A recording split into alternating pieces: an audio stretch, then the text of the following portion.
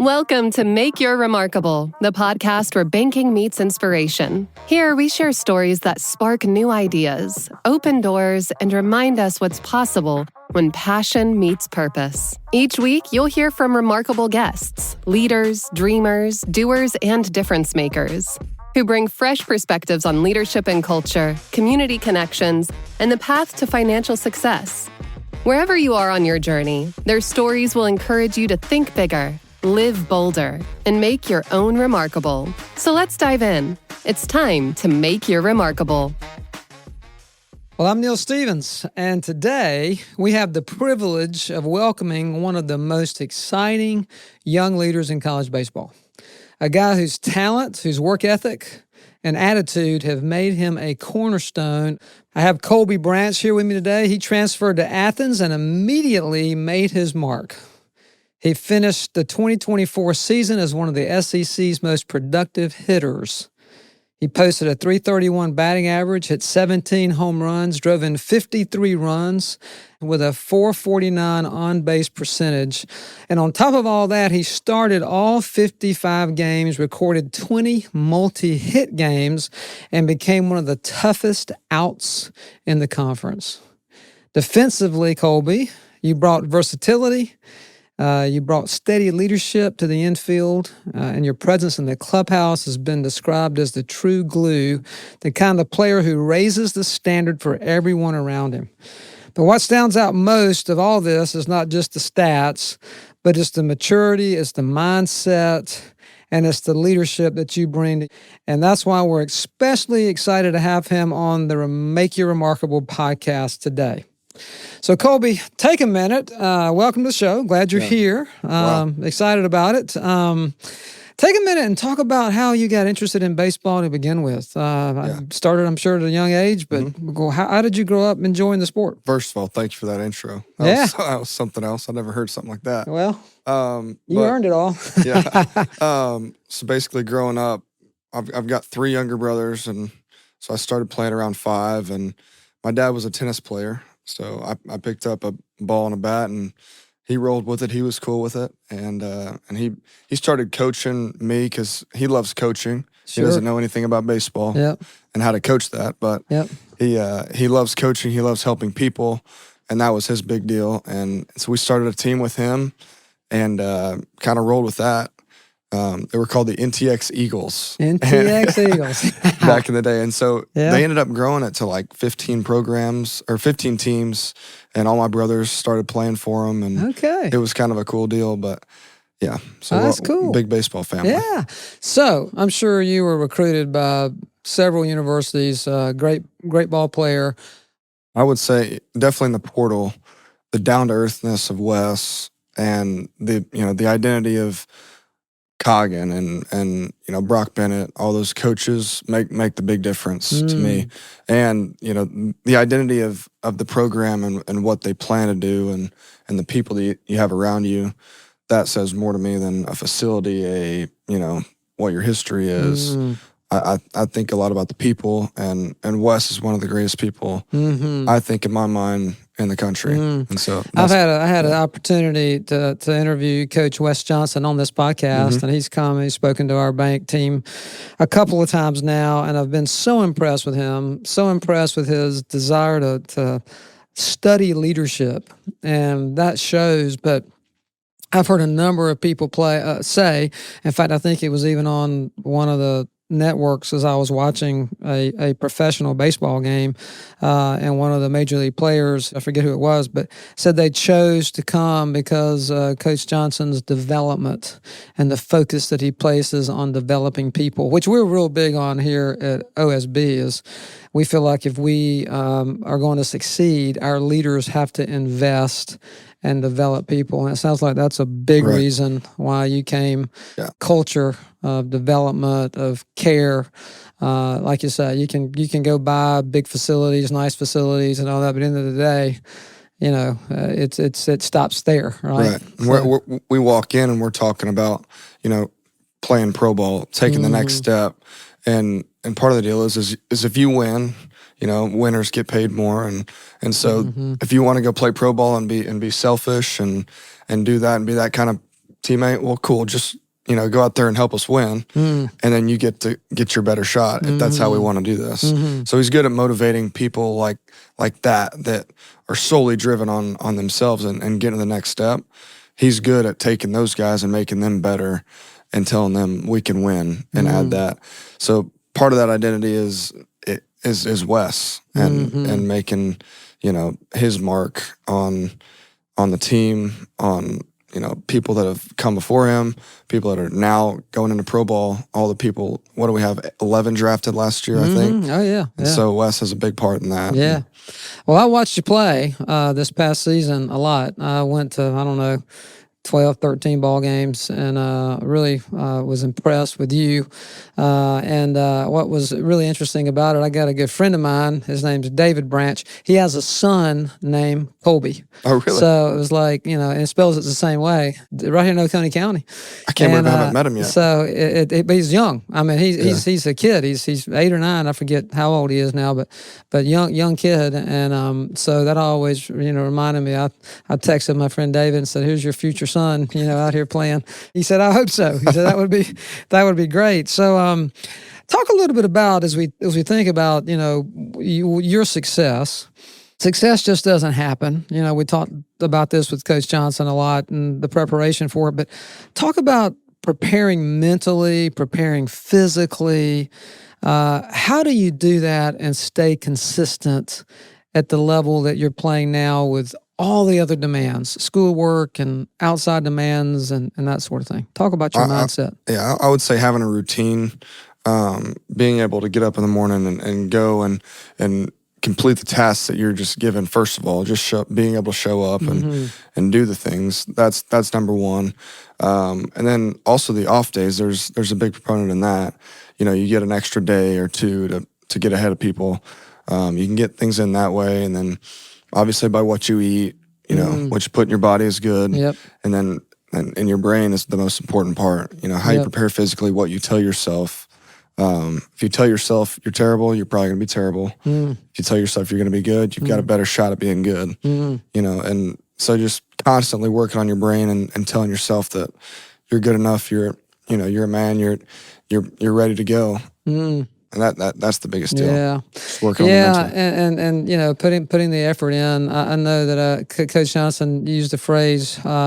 It had something to do with hard work is not a skill, I believe he said. He said he can go find a Walmart greeter to go do the hard work. Yeah. Going up as a Walmart greeter can do that. You just hard work is expected. It's expected. I also heard, I was talking to Coach Kirby Smart recently, and he said, I asked him what legacy he'd like to leave. And he said that one of the things that he wants his players to know that hard work works. In other words, it's part of what you got to do. Obviously, just showing up is huge. But if you show up every day and give it everything you have and keep that discipline, it works and it pays off. And I'm sure that has a lot to do with your mindset. Yeah, of course. You're known as a leader in the clubhouse. How do you define leadership as a baseball player inside the program? Yeah, honestly, I've gotten better at it as the years have gone on.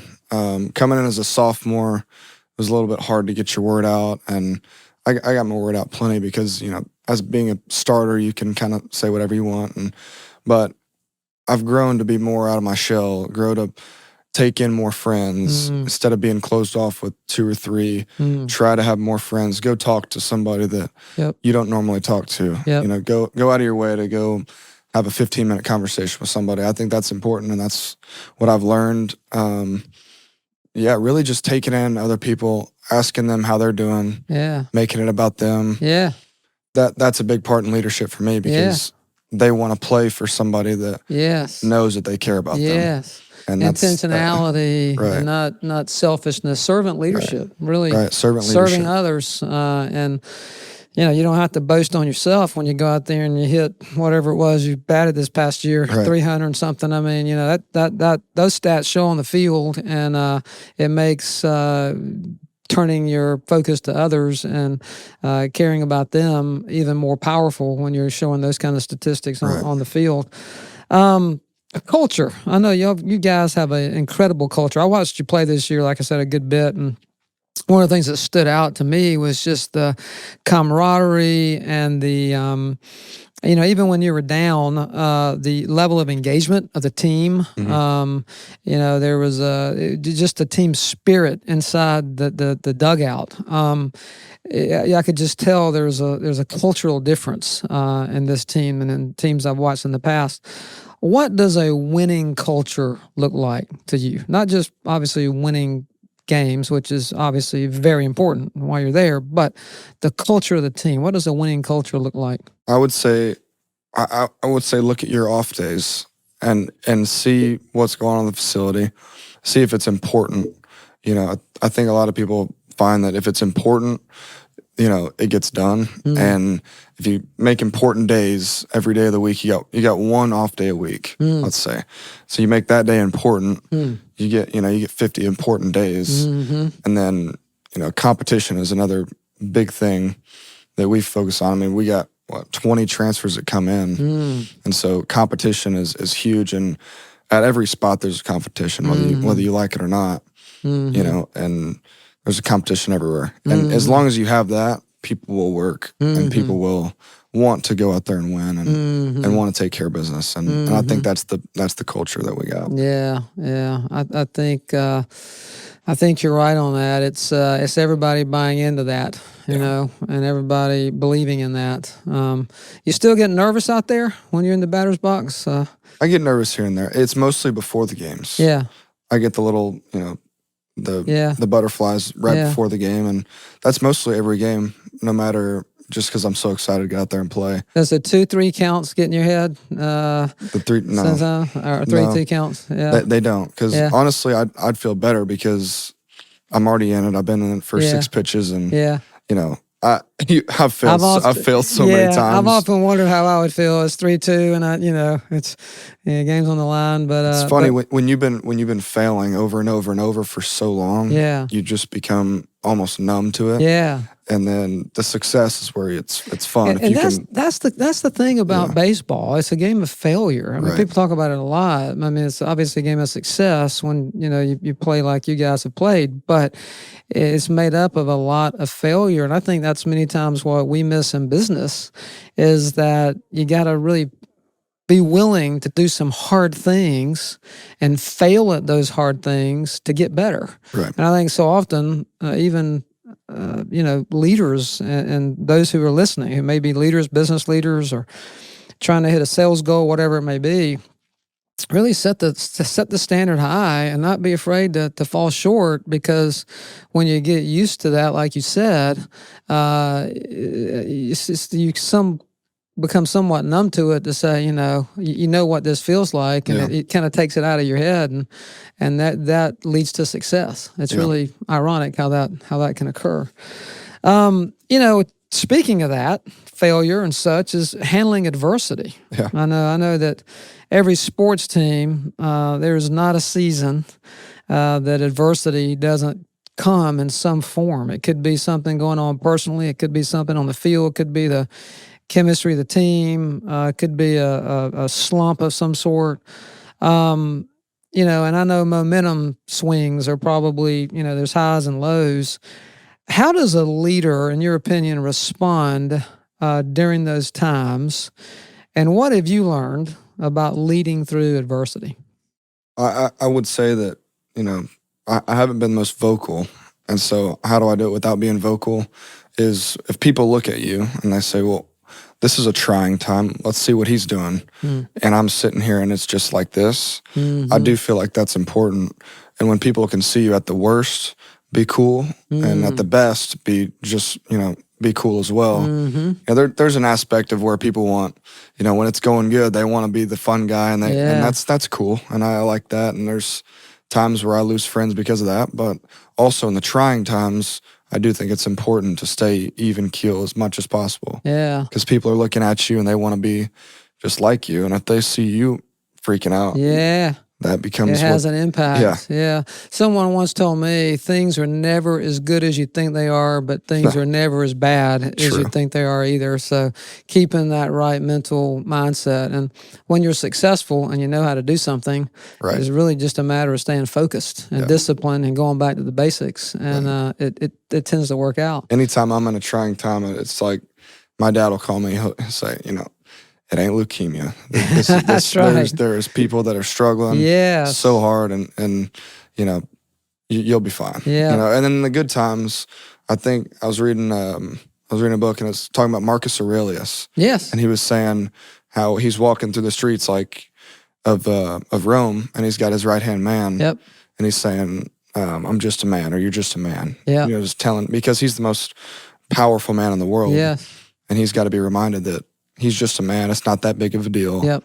And I think that's important. Take a deep breath. That's exactly right. Playing sports is like, it's awesome, but you're not that big a deal. And so it's cool for a little bit, but you always got to remind yourself that it's not. That's really great advice, and not let it define who you are either. Right. I think if you allow whatever it is, success, define the person you are, you're in for a letdown at some point, because you're not going to play baseball when you're 50. Hopefully you go on to the majors and do some great things and all that, and that'd be wonderful. But I mean, you've seen it, the injuries can take someone out, or something more critical. And if you put all your eggs in one basket. Yeah, or if you put all your self-worth in the performance on the field, it can have a major impact, not only on your performance, but also your life and mindset and everything else down the road.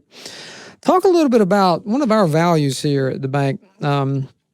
Is collaboration. We have 7 values. Collaboration is one of those values, which is working together as a team, collaborating. How have you seen collaboration in the clubhouse there, since you've been playing ball here, impact the success of the team?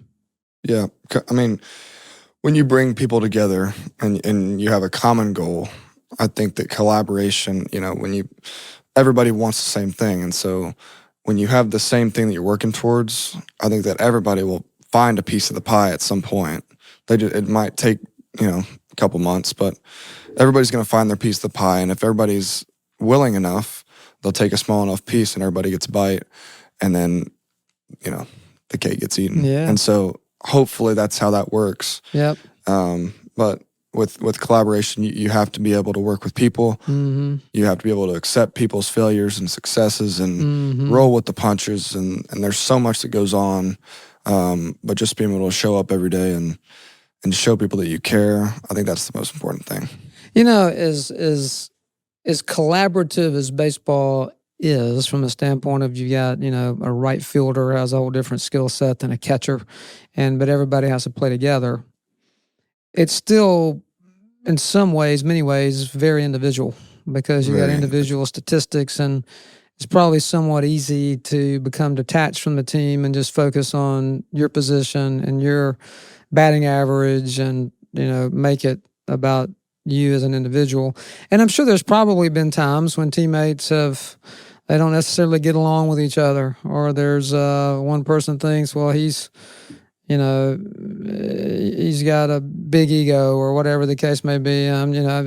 How do you work through times like that when you got a group of athletes who even if you don't start, you wouldn't be there if it weren't for high skill, a lot of hard work, talent. You get everybody like that together to foster collaboration sometimes has to be difficult, particularly if you've got 2 or 3 people that just don't get along, you know? So how do you work through that? You sit there and you understand who the human being is, and you know that winning is not loyal.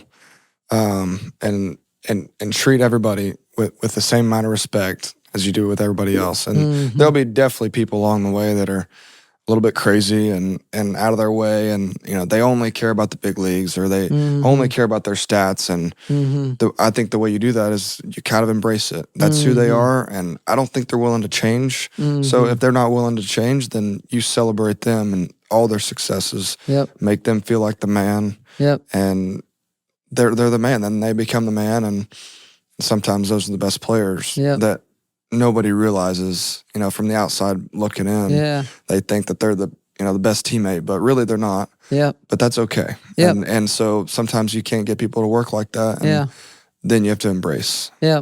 Just because you play together on the field doesn't mean you have to have Thanksgiving lunch together, right? Right. It's you don't have to be best of friends, but you've got you can make it work for 3 hours. Out of your day. Yeah, you gotta work together, because otherwise, if you don't work together on the field, that's a problem, right? It's a culture killer. Mm-hmm. It'll tear you apart if that's not put in place. So, Kolby, on the Make You Remarkable podcast, this is really kind of encapsulates our mission statement as a bank, which is to create remarkable experiences that significantly mark the lives of others. We don't want it to be about us. We don't want to shine the spotlight on who we are.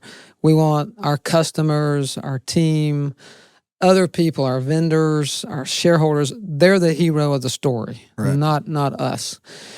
When you think about making your remarkable and the mark that you want to leave behind, what does that look like? Yeah, I would say being somebody that people respect. And at the end of the day, respect is what everybody's looking for. I think it's the most important thing.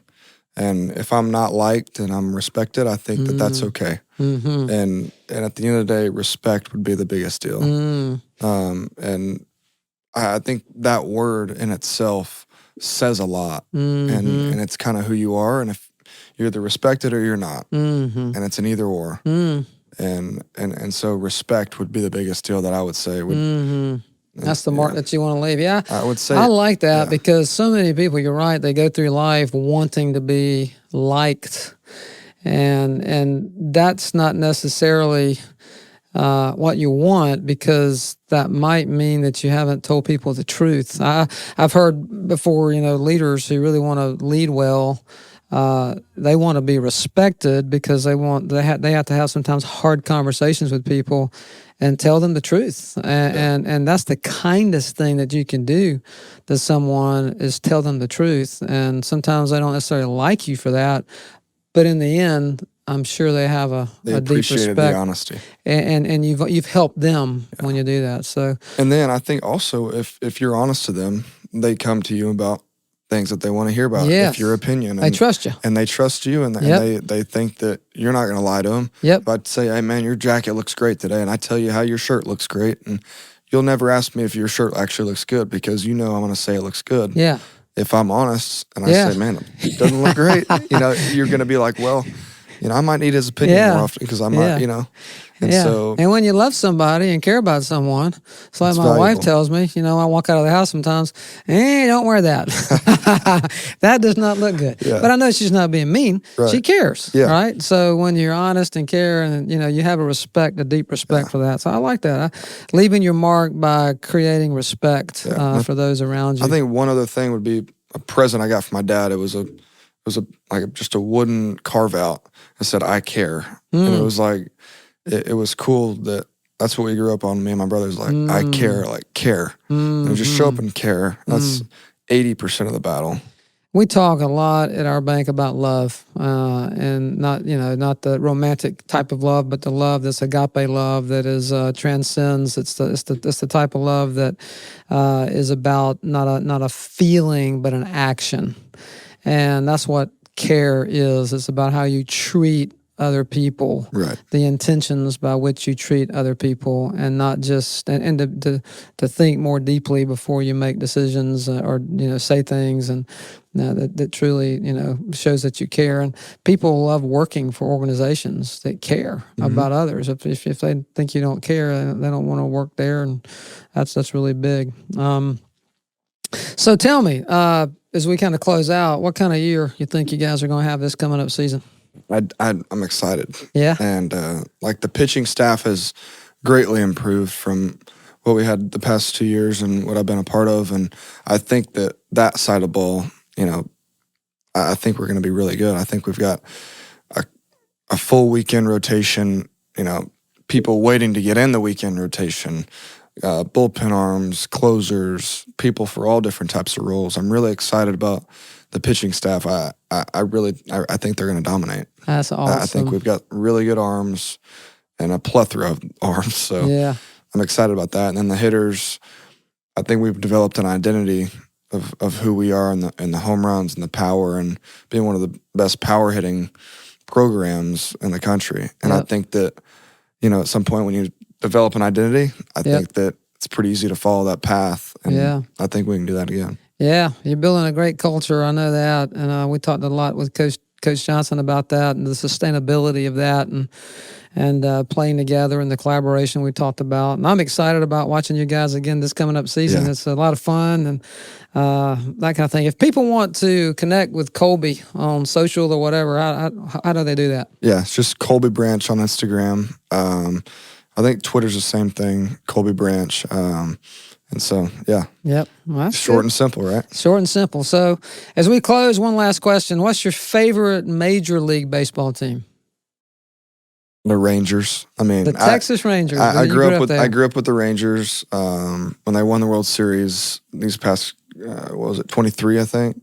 That was a super fun time, and we really enjoyed that. But being in Atlanta, you kind of grow to be a little bit of a Braves guy. Yeah. All your friends are Braves people, and it's cool going to the games. I've gone to 3 or 4 of them, and they're pretty fun. Yeah, that's great. Great atmosphere and a lot of fun to go to. I've always been a Braves fan. I grew up a Braves fan, and just been here all my life. But who knows? One of these days, listeners, we may be talking to a guy who's wearing a Texas Rangers uniform, or maybe even an Atlanta Braves uniform. Yeah. So may be the case. But Kolby, it's been great to have you. Yeah. Thank you for being here today and on the podcast. And of course, I look forward to talking to you soon and watching you play this coming season. Yeah, good deal. I appreciate it. Yes, sir. Thank you. Take care.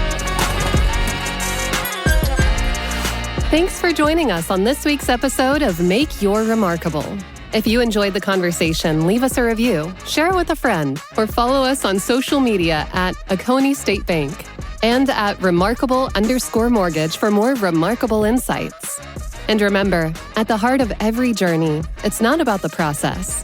It's about the purpose you're building, one bold step at a time. Until next time, keep making your remarkable.